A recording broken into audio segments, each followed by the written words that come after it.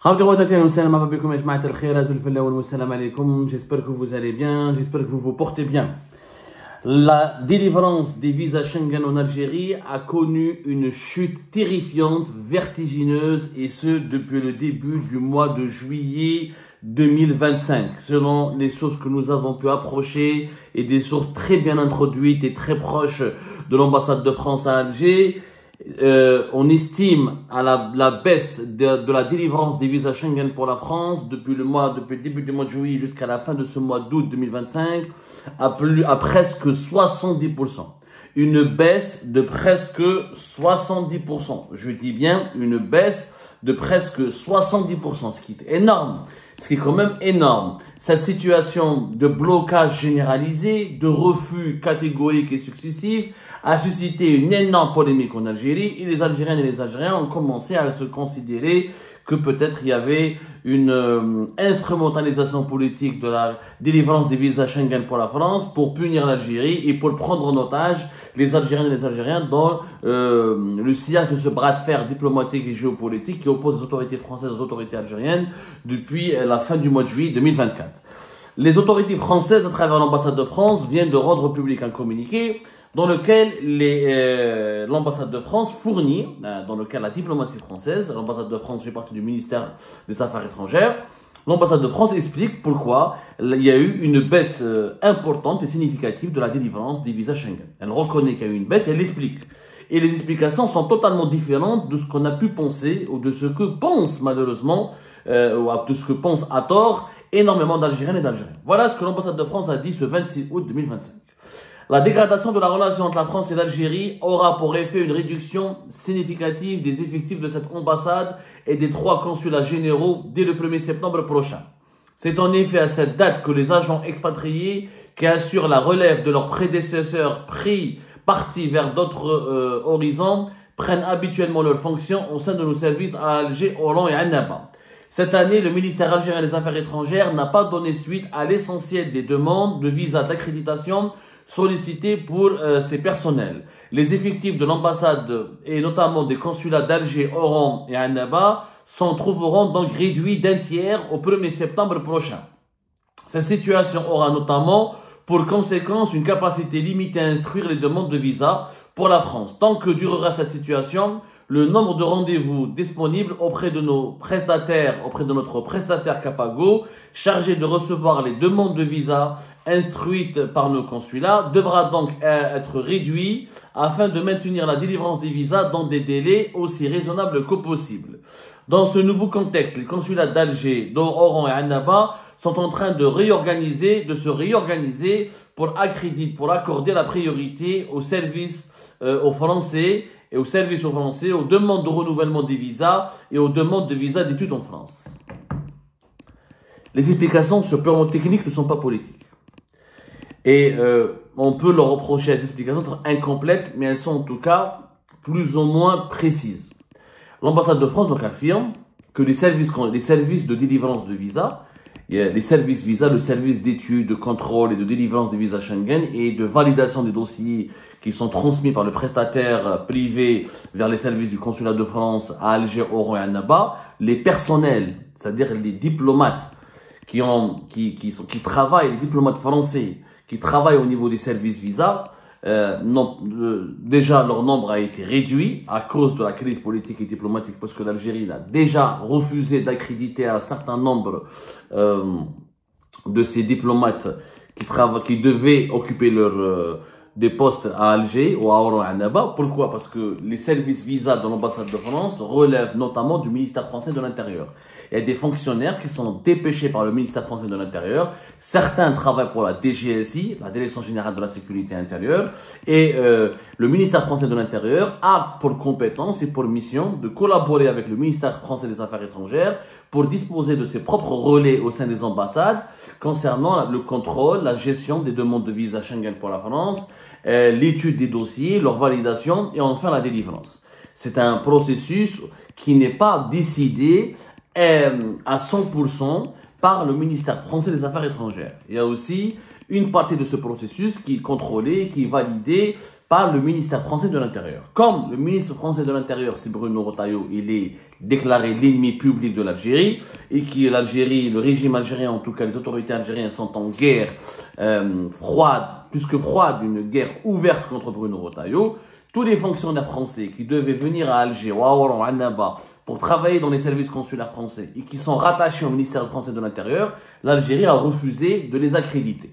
En plus de cela, il y a déjà le nombre, il faut savoir que déjà le nombre du personnel qui travaille pour les services consulaires français a été réduit à cause de cette crise qui a l'Algérie au mois de mars, au mois d'avril, comme au mois de juin et au mois de mai. À maintes reprises, elle a refusé d'accréditer ou d'accorder son autorisation pour que des diplomates français, pour que du personnel consulaire rattaché au ministère français de l'Intérieur ne puisse venir en Algérie.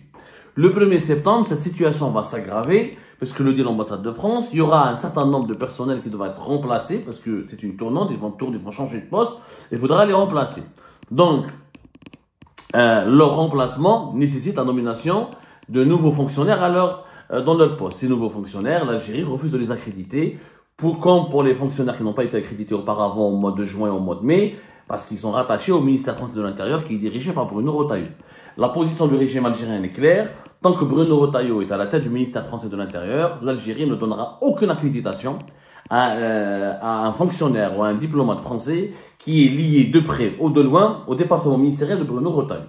La conséquence, c'est quoi? C'est la chute vertigineuse de la délivrance des taux de visa. Il faut savoir qu'entre le mois de juillet et le mois d'août, déjà, la délivrance, selon les sources proches bien introduites dans l'ambassade de France, de presque 70%. Le nombre de visas qui ont été accordés a chuté de presque 70% durant ces 2 mois de juillet et août par rapport à la même période en 2025. Donc, à partir du 1er septembre, on peut s'attendre, malheureusement, à une chute encore plus vertigineuse. Et ce qui est d'ailleurs plus inquiétant, parce que cette chute pourrait atteindre ou pourrait dépasser les 80%, voire atteindre les 90%. L'ambassade de France a expliqué dans son communiqué qu'elle va accorder la priorité au renouvellement des visas qui ont été déjà accordés et par exemple aux visas, aux procédures de regroupement familial ou regroupement familiaux qui impliquent, qui sont demandés par des conjoints de Français.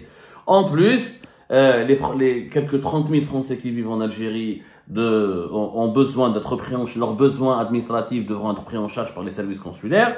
En plus, les visas d'études, ce qui est une bonne nouvelle, les visas d'études ne seront pas touchés par ces mesures drastiques ou par ces mesures de réduction drastique significative. La France ne veut pas donc sanctionner les étudiants algériens pour une raison très simple. La France, elle est pragmatique, elle a besoin des étudiants algériens. Elle ne le fait pas pour leurs beaux yeux parce que les étudiants algériens, il y a plein de cerveaux, il y a plein de compétences. Ils vont aller en France, ils vont s'installer ils vont étudier dans les universités françaises. Et la France, elle sait très bien qu'entre 60 à 70%, si ce n'est pas plus, les étudiants algériens qui viennent quand ils viennent en France, ils ne retournent pas en Algérie. Et parmi, ils ne sont tous pas des cerveaux. On a plus de 30 000 étudiants algériens en France, ils ne sont pas tous des cerveaux, mais il y en a au moins la moitié d'entre eux qui ont des profils scientifiques, des profils techniques, que l'économie française va récupérer, va exploiter pour ses propres besoins de développement. Donc les Français ne veulent surtout pas bloquer les visas d'études. Ce qui est une bonne nouvelle, pourquoi? Parce que Emmanuel Macron, dans sa lettre du 6 août 2025, quand il a demandé au gouvernement des sanctions supplémentaires contre les autorités algériennes et l'Algérie à cause de ce conflit diplomatique et politique, il a demandé la suspension des visas long séjour, des fameux visas D. Les visas long séjour, nous avons les visas de regroupement familiaux, nous avons les visas d'artistes et d'installation pour les salariés, et nous avons les visas étudiants. Donc les visas étudiants, bonne nouvelle, la France ne va pas les bloquer. Et c'est encore une fois, la France, elle est pragmatique. Elle sait qu'elle a besoin des étudiants algériens, ils sont d'excellents francophones, ils ont, et notamment dans les sciences, dans l'informatique et les sciences techniques, les ingénieries, tout ce qui est électronique, mécanique, dans la médecine, etc. Ce sont des profils extrêmement intéressants dans la France, elle a cruellement besoin pour assurer son développement. Donc, elle va tout faire pour continuer à leur accorder des visas. Ceci dit, pour le commun des mortels, pour les autres Algériens et Algériens, ils vont en pâtir cruellement. Donc, les personnes qui voudront aller retrouver leurs proches en France, qui voudront aller se soigner, notamment les visas médicaux, les Algériens qui ont besoin d'un visa de tourisme pour circuler librement en Europe, etc., eh ben, ils seront grandement impactés. À travers cette démarche de transparence, l'ambassade de France se lave les mains. Elle accuse, elle dit que voilà, parce que la France, elle est dans une posture délicate. elle est accusée par plusieurs lobbies algériens ou plusieurs parties prenantes, par des partis algériens soupçonnent la France d'instrumentaliser, d'utiliser la question des visas dans ce bras de fer géopolitique et diplomatique avec l'Algérie. La France elle dit non, il n'y a pas de considération politique, je n'ai pas le personnel nécessaire pour délivrer les visas. Est-ce que l'argument de la France est convaincant des autorités françaises? Il est convaincant, je dirais, à 50%. Je pense que les autorités françaises ont quand même utilisé l'arme des visas, ils le disent, concernant les familles des dirigeants, concernant certaines catégories de la population algérienne, etc., concernant les personnes liées au régime algérien. Il y a eu des sanctions en utilisant les visas. Ça existe. Sauf que la France n'a pas envie de sanctionner toute la population algérienne. Il faut savoir que les autorités françaises délivrent plus de 200 000 visas pour les Algériens et les Algériens. Les Algériens et les Algériens s'en font partie parmi les 4 grands pays demandeurs et consommateurs de visas Schengen pour la France, avec la Russie, surtout l'Inde, la Chine, la Turquie et le Maroc. On est parmi les 4. À chaque fois, il y a des années on est classé 3e et des années on est classé 4e. Selon le classement, on trouve les Turcs, les Chinois et les Marocains. Donc, c'est quand même la grande porte de sortie ou la grande ouverture sur le monde pour les Algériens et les Algériens, c'est les visas Schengen pour la France. Les dirigeants algériens ont adopté une stratégie machiavélique pour contrecarrer les sanctions et l'arme des visas, pour contrecarrer les conséquences de l'utilisation de l'arme des visas par la France. Ils disent que c'est l'Italie qui leur accorde des visas. Ça reste à démontrer. L'Italie accorde des visas, mais de court séjour, mais elle accorde des visas qu'aux dirigeants, notamment les dirigeants de premier rang. Pas tous les fonctionnaires algériens. Le peuple, la population algérienne, elle, me cache. L'Italie n'accordera jamais 200 000 visas pour les Algériens.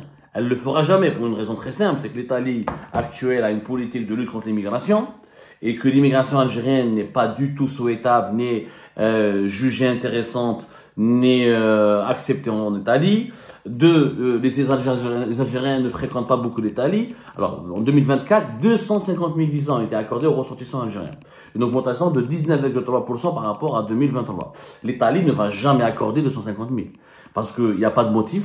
Il n'y a pas une grande communauté algérienne en Italie. Les Algériens et les Algériens ne maîtrisent pas l'italien. Quand ils veulent étudier, ils partent en France et non pas en Italie. Quand ils veulent rendre visite à des proches, leurs proches habitent en France, ils n'habitent pas en Italie. Et je rappelle que depuis le 6 août 2025, les autorités françaises, à travers le ministère de l'Intérieur, sur demande d'Emmanuel Macron, vont enclencher un mécanisme qui réglemente, qui régit le fonctionnement de l'espace Schengen et qui permet à la France d'exiger aux autres pays européens de ne pas accorder des visas à certains Algériens et Algériens sans demander l'aval et le feu vert de la France, parce que ce sont des personnes qui sont inscrites sur des listes d'entités, d'individus sanctionnés et interdits d'entrer sur le territoire français et sur le territoire européen. Donc ça va être très compliqué de dire que l'Italie va supplanter la France. On vous fera cette émission, chiffre à l'appui.